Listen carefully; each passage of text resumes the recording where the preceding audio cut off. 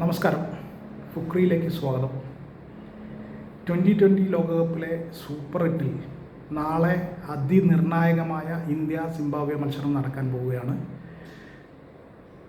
Super 8-ലെ ആദ്യ മത്സരങ്ങൾ ഇരു ടീമും ആദ്യത്തെ മത്സരങ്ങൾ തോറ്റു എന്ന് പറഞ്ഞാൽ പോരാ, അതിദയനീയമായി തോറ്റു. രണ്ട് ടീമും, ഇന്ത്യയും സിംബാബ്വെയും. ഇന്ത്യ ദക്ഷിണാഫ്രിക്കയോട് 76 റണ്ണിനാണ് തോറ്റതെങ്കിൽ സിംബാബ്വെ ഒരു പടി കൂടി കടന്ന് വെസ്റ്റ് ഇൻഡീസിനോട് 107 റണ്ണിനാണ് തോറ്റത്. അപ്പോൾ നിലവിൽ ഇരു ടീമിൻ്റെ അവസ്ഥ ഏതാണ്ട് ഒരുപോലെയാണ്. ദയനീയമാണ് കാര്യങ്ങൾ.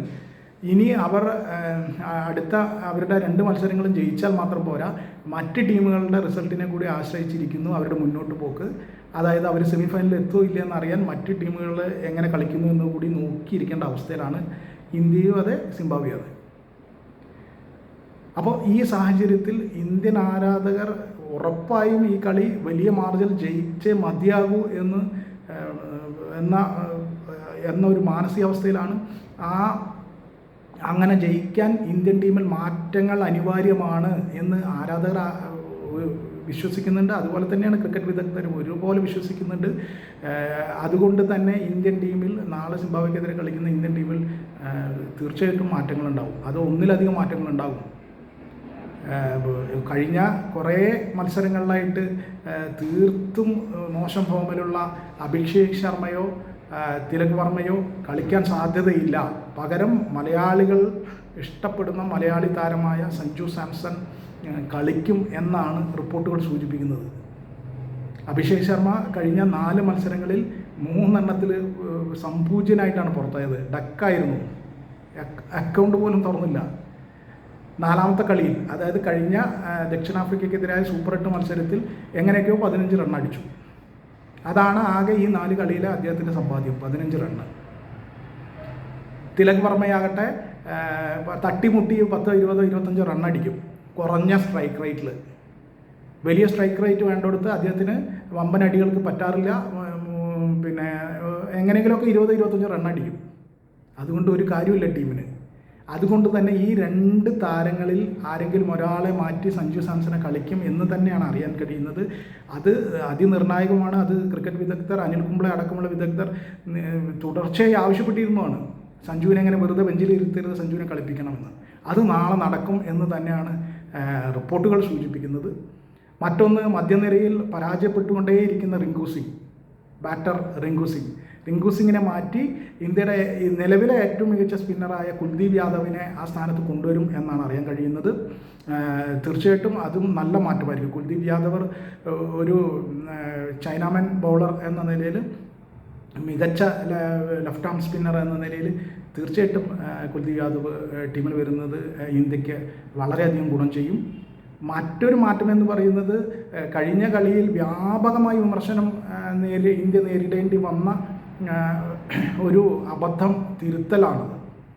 അതായത് ഇന്ത്യയുടെ വൈസ് ക്യാപ്റ്റൻ അക്ഷർ പട്ടേലിനെ മാറ്റി നിർത്തി വാഷിങ്ടൺ സുന്ദറിനെ കളിപ്പിച്ച ആ തീരുമാനം ഇത്തവണ നാളെ സിംബാബ്വെക്കെതിരെ തിരുത്തി അക്ഷർ പട്ടേലിനെ തിരിച്ച് ടീമിൽ കൊണ്ടുവരും എന്നാണ് അറിയാൻ കഴിയുന്നത്. അതുതന്നെയാണ് സംഭവിക്കേണ്ടതും, അതുതന്നെയാണ് സാധ്യതയും. ആ നിലയിൽ ഇന്ത്യക്ക് എങ്ങനെയായാലും വലിയ മാർജിനിൽ ജയിച്ചേ മതിയാവുള്ളൂ. സിംബാബ്വെക്കെതിരെ വെറുതെ തട്ടിമുട്ടി ജയിച്ചിട്ടും കാര്യമില്ല. വലിയ മാർജിനിൽ ജയിക്കണം.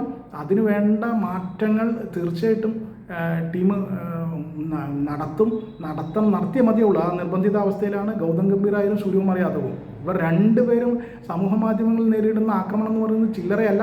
സമൂഹ മാധ്യമങ്ങളിൽ മാത്രമല്ല, ക്രിക്കറ്റിൽ അറിയാവുന്ന ക്രിക്കറ്റ് വിദഗ്ധരായ മുൻ കളിക്കാരെല്ലാം ഈ 2 പേരെയും വിശദമായി വിമർശിച്ചുകൊണ്ടിരിക്കുകയാണ്.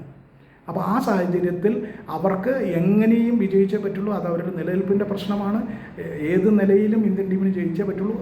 ആ ജയത്തിൽ, വമ്പൻ ജയത്തിൽ കുറഞ്ഞത് ഒന്നും ഓക്കെ അല്ല. അങ്ങനെയാണെങ്കിൽ മാത്രമേ സെമിഫൈനലിലേക്ക് മുന്നേറാൻ പറ്റുള്ളൂ. അതിനുള്ള സാധ്യതകൾ കണ്ടെത്താൻ പറ്റുകയുള്ളൂ. അതുകൊണ്ട് തന്നെ നാളെ സഞ്ജു സാംസൺ, കുൽദീപ് യാദവ്, അക്ഷർ പട്ടേൽ എന്നിവർ കളിക്കും എന്ന് തന്നെയാണ് റിപ്പോർട്ടുകൾ സൂചിപ്പിക്കുന്നത്. അതിന് തന്നെയാണ് സാധ്യതയും. അപ്പോൾ ഈ 3 കളിക്കാരുടെയും വരവ് തീർച്ചയായിട്ടും ഇന്ത്യക്ക് വലിയ മാറ്റങ്ങൾ കൊണ്ടുവരും എന്നത് ഉറപ്പാണ്. പ്രത്യേകിച്ചും ടോപ്പ് ഓർഡറിൽ സഞ്ജു സാംസൺ വരുന്നതോടുകൂടി ഇഷാൻ കിഷൻ്റെ ഒപ്പം പിന്നെ അഭിഷേക് ശർമ്മയാണ് മാറ്റി സഞ്ജു സാംസണെയാണ് കൊണ്ടുവരുന്നതെങ്കിൽ തീർച്ചയായിട്ടും ഇഷാൻ കിഷനും പിന്നെ സഞ്ജു സാംസണുമാണ് ഓപ്പൺ ചെയ്യുക. അതല്ല തിലക് വർമ്മയ്ക്ക് പകരമാണ് സഞ്ജു സാംസനെ കളിപ്പിക്കുന്നതെങ്കിൽ ഇഷാൻ കിഷനെ വൺ ഡൗൺ ആക്കി സഞ്ജു സാംസനെ ഓപ്പണിങ്ങിൽ കളിപ്പിക്കും. അങ്ങനെ വരുമ്പോൾ ഓപ്പണിങ്ങിൽ റൈറ്റ് ലെഫ്റ്റ് കോമ്പിനേഷൻ ഇടം വലം കയ്യന്മാരുടെ കളിയായിരിക്കും. അത് എതിർ ടീമിൻ്റെ ബൗളർമാർക്ക് വലിയ ആശയക്കുഴപ്പം ഉണ്ടാക്കും. അതൊരു മികച്ച തീരുമാനമാണ്.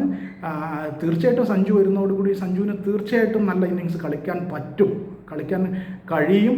അദ്ദേഹം അവസാനം കളിച്ച മത്സരത്തിൽ 8 പന്തിൽ 22 റണ്ണാണ് അന്ന് അടിച്ചത്. തീർച്ചയായിട്ടും ആ വേഗതയിൽ ആ ആക്രമണ ബാറ്റിംഗ് അദ്ദേഹം തീർത്തും കാഴ്ചവെക്കും. കാരണം അദ്ദേഹത്തിനും ഇത് നിലനിൽപ്പിൻ്റെ ഒരു കളിയാണ്. അതുകൊണ്ട് തന്നെ അദ്ദേഹം തീർച്ചയായിട്ടും നല്ല കളി കളിക്കും. ആ മാറ്റം ഇന്ത്യക്ക് ഗുണം ചെയ്യും. സിംബാബ്വെ ചെറിയ ടീമാണെന്ന് കരുതരുത്. അവർ മികച്ച ടീമാണ്. അവർ കഴിഞ്ഞ ഈ ഗ്രൂപ്പ് ഘട്ടത്തിൽ ഓസ്ട്രേലിയയും ശ്രീലങ്കയും തകർത്തുകൊണ്ടാണ് വന്നിട്ടുള്ളത്, അട്ടിമറിച്ചുകൊണ്ടാണ് വന്നിട്ടുള്ളത്. അതുകൊണ്ട് സിംബാബ്വെയെ ഒട്ടും വില കുറച്ച് കാണരുത്. പിന്നെ ടോപ്പ് ഓർഡറിൽ ബാറ്റർമാർ നന്നായ പ്രകടനം കാഴ്ചവെച്ചാലേ, നല്ല കളി കളിച്ചാലേ ഇന്ത്യക്ക് എന്തെങ്കിലും സാധ്യതകളുള്ളൂ. അതിന് സഞ്ജു സാംസൻ്റെ വരവ് തീർച്ചയായിട്ടും പ്രധാനപ്പെട്ടതാണ്. സഞ്ജു സാംസൻ്റെ വരവ് ഇന്ത്യൻ ബാറ്റിങ്ങിൻ്റെ ശക്തി കൂട്ടും, അത് ഉറപ്പാണ്.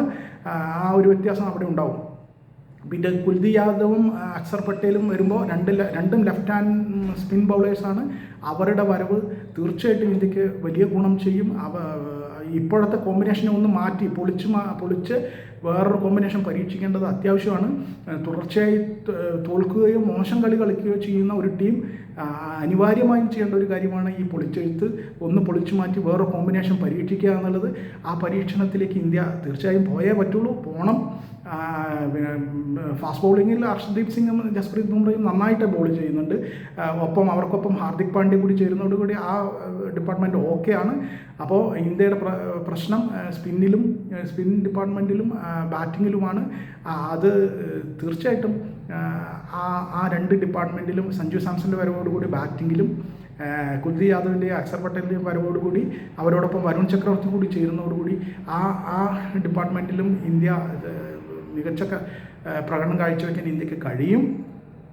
തീർച്ചയായിട്ടും ഇന്ത്യയുടെ അനുഭവ സമ്പത്ത് എന്ന് പറയുന്ന ഒരു വേൾഡ് ബീറ്റേഴ്സ് എന്ന നിലയിൽ ലോകത്തെ തന്നെ ഏറ്റവും മികച്ച ടീമുകളിലൊന്നായ ഇന്ത്യക്ക് സിംബാബ്വെക്ക് മേൽ ആ അനുഭവ സമ്പത്തിൻ്റെ ഗുണം ചെയ്യും. സിംബാബ്വെയെ ആ രീതിയിൽ നേരിടാൻ ഇന്ത്യക്ക് കഴിയും എന്ന കാര്യത്തിൽ തർക്കമൊന്നുമില്ല. അപ്പോൾ മാറ്റങ്ങൾ വളരെ പ്രധാനപ്പെട്ടതാണ്. മാറ്റങ്ങൾ ഉണ്ടായേ മതിയാകുള്ളൂ. സഞ്ജു സാംസൻ്റെ വരവ്, കുൽദീപ് യാദവിൻ്റെ വരവ്, അക്സർ പട്ടേലിൻ്റെ വരവ് ഇന്ത്യക്ക് ഒരു പുതിയ ഊർജം നൽകും, പുതിയ ഒരു വഴി ഉണ്ടാകും. അങ്ങനെ മുന്നേറാനും സെമി ഫൈനലിലെത്താനും അവിടുന്ന് ലോകകപ്പ് ചാമ്പ്യന്മാരാകാനും ഇന്ത്യക്ക് കഴിയും. അതിന് ഏത് സാഹചര്യത്തിലും ഇന്ത്യ ആ മാറ്റങ്ങളെ കൊണ്ടേ കഴിയുള്ളൂ. അതേസമയം സിംബാബ്വെ ആകട്ടെ, സിംബാബ്വെക്കും മികച്ച ബാറ്റേഴ്സ് ഉണ്ട്. ബെന്നറ്റിനെയും ബേളിനെയും ഒക്കെ പോലെയുള്ള മികച്ച കളിക്കാർ അവർക്കുണ്ട്. ഇപ്പോൾ ഈ കഴിഞ്ഞ കളിയിൽ നമ്മൾ കണ്ടതാണ്, 150 റണ്ണിനെങ്കിലും തോൽക്കേണ്ടതായിരുന്നു അവർ. പക്ഷെ ആ മാർജിൻ 107ലേക്ക് കുറച്ചത് ബ്രാഡ് ഇവാൻസ് എന്ന് പറയുന്ന അവരുടെ ബൗളറാണ്. അയാൾ ഒരു ടോപ്പ് ഓർഡർ ബാറ്ററെ പോലെയാണ് കളിച്ചത്. ആ കളിയിൽ മികച്ച കളിയാണ്, തകർത്തടിച്ചു. അത് വെറുതെ അടിക്കലല്ല, മികച്ച കളിയാണ് അദ്ദേഹം കാഴ്ചവെച്ചത്. അപ്പോൾ അങ്ങനെയുള്ള പ്രതിഭകളുള്ള ഒരു ടീമാണ് സിംബാബ്വെ. ആ സിംബാബ്വെയെ ഒട്ടും വില കുറച്ച് കാണരുത്. ബ്രാഡ് ഇവാൻസ് ബാറ്റിങ്ങിൽ മാത്രമല്ല ഒന്നാം തരം ബൗളറാണ് അദ്ദേഹം ശരിക്കും യഥാർത്ഥത്തിൽ ബൗളറാണ്. ആ ബൗളറെ കൊണ്ട് ഈ നിലയിൽ മികച്ച ബാറ്റിംഗ് കാഴ്ചവെക്കാൻ കഴിയുമെങ്കിൽ സിംബാബ്വെയുടെ ഒരു ഡെപ്ത് ആലോചിച്ച് നോക്കൂ സിംബാബ്വെ ടീമിൻ്റെ. അപ്പോൾ സിംബാബ്വെ തീർച്ചയായിട്ടും നിർഭയരായിട്ടാണ് വരുന്നത്. ആരെയും അവർ ഭയക്കുന്നില്ല. അവർ ആരെയും തകർത്ത് മുന്നോട്ട് പോകാൻ വേണ്ടി തന്നെയാണ് വരുന്നത്. സിക്കന്ദർ റാസ എന്ന അവരുടെ മികച്ച ക്യാപ്റ്റൻ, സിക്കന്ദർ റാസ ഒരു ഗംഭീര ബാറ്റർ കൂടിയാണ്. അപ്പോൾ ബാറ്റർ എന്ന നിലയിലും ക്യാപ്റ്റൻ എന്ന നിലയിലും സിംബാബ്വെയെ മുന്നിൽ നിന്ന് നയിക്കുന്ന സിക്കന്ദർ റാസ, ഇതെല്ലാം വലിയ തോതിൽ സിംബാബ്വെയെ സഹായിക്കുന്ന ഘടകങ്ങളാണ്. ഇന്ത്യയെ ഭയപ്പെടുത്തുന്ന, ഇന്ത്യക്ക് ഭീഷണിയാവുന്ന ഘടകങ്ങളുമാണ്.